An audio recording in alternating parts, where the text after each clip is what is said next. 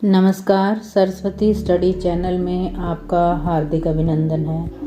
आज की हमारी जो वीडियो है वो है क्लास +2 की हिंदी की पाठ्य पुस्तक आरोह भाग 2 में संकलित कविता पतंग, जिसके कवि आलोक धनवा हैं। ये जो कविता है उनके एकमात्र संग्रह दुनिया रोज बनती है में संकलित है और इसके अंदर कवि ने वर्षा ऋतु के पश्चात बच्चों को पतंग उड़ाने में जो उत्साह, उमंग और जोश होता है उसका बहुत ही संजीव चित्रण कवि के द्वारा किया गया है। तो प्रस्तुत है इसकी व्याख्या। सबसे तेज बौछारें गई, भादो गया, सवेरा हुआ, खरगोश की आंखों जैसे लाल सवेरा। सबसे तेज बौछारें गई, तेज बौछारें यानी कि बारिश का मौसम चला गया है। भादो का जो महीना होता है उसमें बहुत ही ज़्यादा मूसलाधार बारिश होती है। तो कवि का कहना है कि वो महीना अब जा चुका है, भादो। सवेरा हुआ यानी कि अब महीना बदल गया, अब जो है वो शरदकालीन ऋतु शुरू हो चुकी है।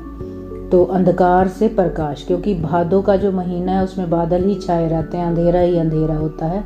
तो शरदकालीन ऋतु आने पर जो है वो चमकीला सवेरा हो चुका है।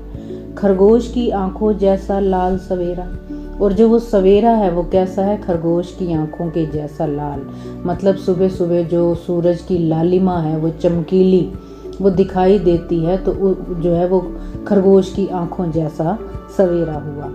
शरद आया, मतलब शरद ऋतु आ गई। पुलों को पार करते हुए अपनी नई चमकीली साइकिल तेज चलाते हुए, घंटी बजाते हुए, जोर जोर से।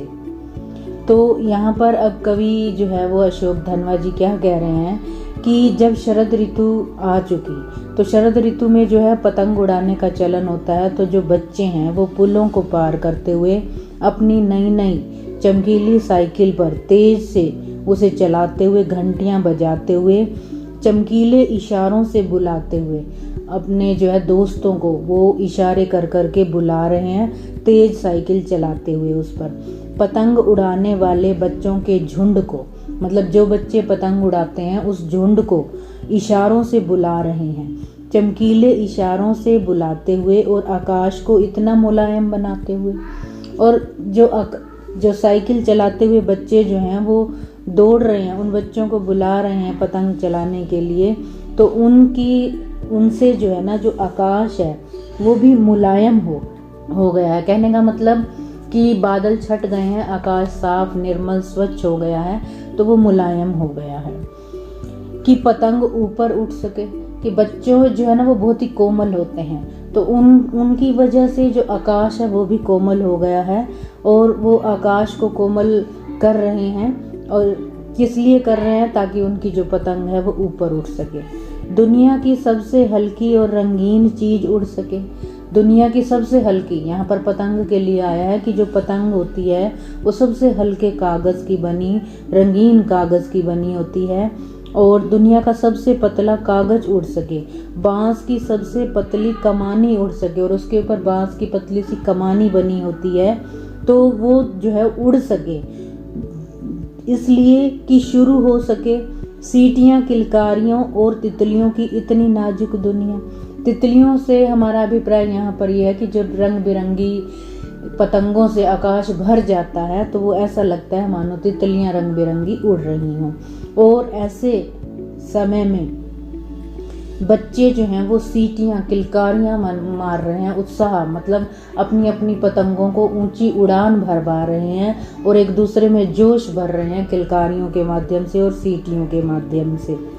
जन्म से ही वे अपने साथ लाते हैं कपास, क्योंकि जो कपास होती है वो बहुत ही सॉफ्ट होती है, निर्मल होती है।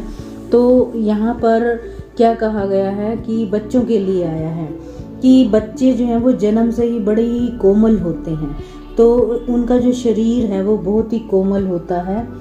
पृथ्वी घूमती हुई आती है उनके बेचैन पैरों के पास, और वो छतों पर दौड़ रहे होते हैं, तो एक छत से दूसरी छत की ओर, तो ऐसा लगता है कि मान लो पृथ्वी जो है वो घूम रही है और उनके जो पैर होते हैं वो बेचैन होते हैं, वो अपनी पतंग को ऊंची से ऊंची उड़ान भरने के लिए जो है वो घूमते हुए दौड़ते हुए बेसुध, उन्हें कोई सुध नहीं होती, छतों को भी नरम बनाते हुए, क्योंकि उनका जो शरीर होता है वो कोमल होता है, निर्मल होता है, तो वो अपने जो है शरीर कोमल से उन छतों को भी नरम करते हुए, दिशाओं को मृदंग की तरह बजाते हुए, मतलब वो छतों पर दौड़ रहे होते हैं अपनी पतंग को ऊंची से ऊंची उड़ान भरवाने के लिए, तो सभी दिशाओं से एक मृदंग जो कि आवाज करने वाला एक यंत्र है बजाने वाला, तो वो आवाज जो है वो कर रहे होते हैं, उनके पैरों से वो आवाज आ रही होती है जब वे पैंग भरते हुए चले आते हैं, मतलब अपने पगों को, अपने कदमों को आगे बढ़ाते हुए चल रहे होते हैं। डाल की तरह लचीले वेग से, अक्सर डाल क्योंकि कोमल होती है, नाजुक होती है, जैसे कि बच्चों का शरीर होता है, और लचीलापन, बच्चों के अंदर काफ़ी लचीलापन होता है, वो इधर उधर दौड़ते रहते हैं और उनके अंदर भी एक स्पीड होती है, वेग होती है, और ऐसा लगता है मानो हल्की डाल वृक्ष की जो है वो इधर उधर लहरा रही हो। तो लचीले वेग से अक्सर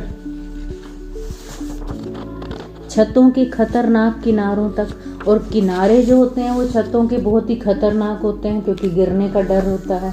उस समय गिरने से बचाता है उन्हें सिर्फ उनके ही रोमांचित शरीर का संगीत। उनके अंदर अपनी अपनी पतंग को ऊपर उड़ान भरवाने का इतना रोमांच होता है, इतना उमंग, इतना उत्साह होता है कि वो छतों के खतरनाक किनारों तक को पार कर लेते हैं और वहाँ से गिरने से वो बच जाते हैं। पतंगों की धड़कती ऊंचाइयां उन्हें थाम लेती हैं महज एक धागे के सहारे। महज मतलब सिर्फ एक धागा उन्होंने पकड़ा होता है और अपनी पतंग को वो काफ़ी ऊंचाइयों में लेकर गए हुए होते हैं, और उसी धागे के सहारे उन्होंने उस पतंग को नियंत्रण में किया होता है। पतंगों के साथ साथ वे भी उड़ रहे होते हैं। जितनी ऊंची उनकी पतंग जाती है उतना उत्साह, जोश, उमंग उनके अंदर दिखता है, तो ऐसा लगता है मानो उन पतंग के साथ वो भी उड़े जा रहे हों अपने रंध्रों के सहारे। रंध्र मतलब छिद्रों के सहारे जो है, ऐसा लग रहा होता है कि वो भी उड़े जा रहे हों।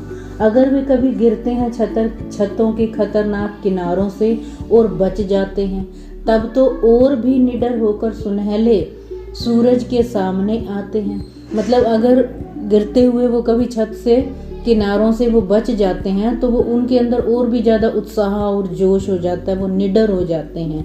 सुनहले सूरज के सामने मतलब सूरज जो है वो उसकी लालिमा, उसकी चमक जो है वो उस दिख रही होती है, और उस चमकीले सूरज के सामने वो और भी निडर होकर अपनी पतंग को उड़ान भरवाते हैं। पृथ्वी और भी तेज घूमती हुई आती है उनके बेचैन पैरों के पास, क्योंकि उनके अंदर फिर से एक जोश, उमंग, उत्साह भर जाता है, तो ऐसा लगता है कि उस बेचैन पैरों के पास पृथ्वी भी बहुत तीव्र गति से घूम रही है। तो शब्दों का चयन जो है शोक धनवा जी ने बहुत ही उपयुक्त, सार्थक किया है। उपमा अलंकार का भी कहीं कहीं प्रयोग किया है। प्रकृति का जो बहुत ही सुंदर मानवीकरण किया है, ये जो है वो पढ़ने लायक है, देखने लायक है। तो चैनल को सब्सक्राइब, वीडियो को लाइक व शेयर अवश्य करें।